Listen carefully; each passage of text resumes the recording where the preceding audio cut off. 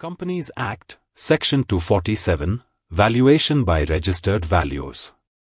Section 247 of the Companies Act, 2013 lays down the legal framework and procedural guidelines for conducting valuations of a company's assets, liabilities, or net worth under various provisions of the Act. It mandates that such valuations must be carried out by qualified and registered valuers, ensuring independence, objectivity, and professional standards in all valuation-related matters. This section aims to promote accuracy, transparency, and fairness in the valuation process, which is especially crucial during events such as mergers, acquisitions, issue of shares, restructuring, compromise arrangements, and liquidation. Subsection 1. Requirement for valuation by a registered valuer. Wherever any provision of the Companies Act requires a valuation to be conducted in respect of any property, stocks or shares, debentures or other securities, goodwill or any other tangible or intangible asset, or the net worth or liabilities of a company, such valuation must be performed by a person who meets the following criteria. 1. Qualified and experienced. The valuer must possess the prescribed qualifications and experience required for performing professional valuations. 2. Registered. The valuer must be registered as a valuer with the appropriate regulatory authority. 3. Member of a recognized organization. The valuer must be a member of a registered valuation organization that is recognized in accordance with the prescribed rules. 4. Appointed by proper authority. The appointment of the valuer must be made by the audit committee of the company. If the company does not have an audit committee, then the board of directors shall make the appointment. This requirement ensures that only competent, independent professionals are entrusted with the critical task of valuation under the Act. Subsection 2. Duties and conduct of the valuer. A valuer appointed under subsection 1 must adhere to a high standard of professional and ethical conduct. The duties of the valuer include the following. A. Objectivity and fairness. The valuer must conduct the valuation in an impartial, true, and fair manner.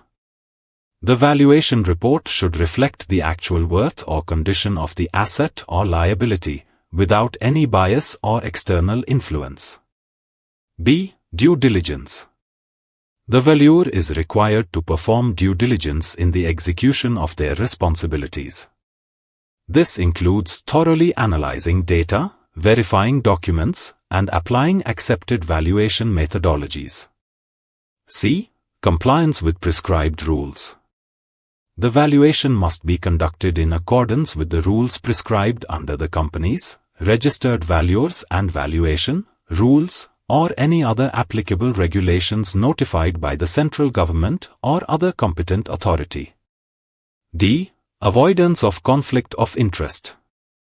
The valuer must not undertake the valuation of any asset in which he has a direct or indirect interest.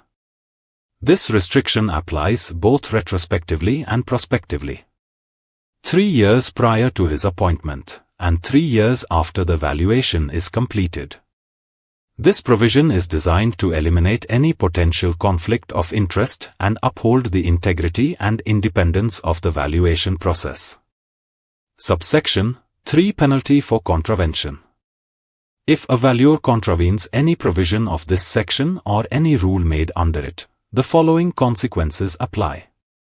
I. Standard contravention. The valuer shall be liable to pay a penalty of 50,000 rupees. 2. Contravention with intent to defraud. If the valuer has willfully violated the provisions with the intention to defraud the company or its members, a more serious penalty applies. Imprisonment for a term that may extend to 1 year, and fine of not less than 1 lakh rupees, which may extend up to 5 lakhs rupees. This acts as a strong deterrent against fraudulent or negligent valuation practices that could harm the interests of the company, its members, or creditors. Subsection 4. Additional liabilities in case of fraud. Where a valuer has been convicted under subsection 3 for acting fraudulently or making incorrect or misleading statements in their valuation report, he shall also be liable to I. Refund remuneration. Repay the fees or remuneration received from the company for conducting the valuation. 2. Pay damages. Compensate the company or any other affected person for any loss incurred due to the incorrect or misleading particulars in the valuation report. This provision provides for civil remedies in addition to penal consequences and ensures accountability on the part of the valuer for any damage caused due to professional misconduct or negligence. For more details, contact us.